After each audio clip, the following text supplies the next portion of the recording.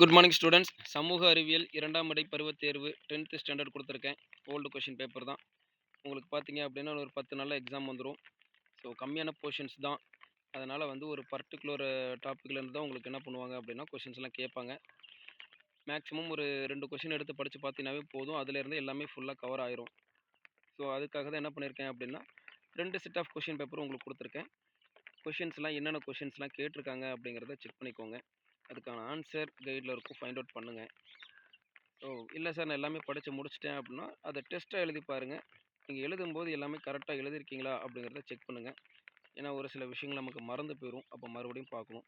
எழுதாத படிக்காத கொஷின்ஸ்லாம் இருந்தது அப்படின்னா அந்த கொஷினில் கேட்டிருந்தாங்க அப்படின்னா அதையும் ஒரு தடவை செக் பண்ணி படிச்சுக்கோங்க.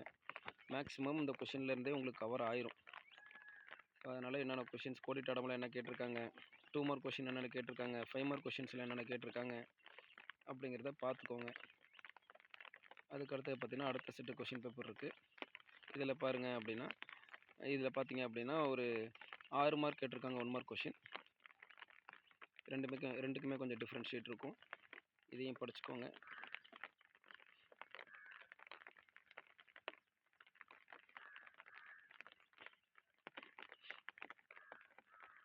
எக்ஸாம் இதை படிச்சுட்டு போனீங்க அப்படின்னா கண்டிப்பாக உங்களுக்கு எக்ஸாம் ஈஸியாக தான் இருக்கும்.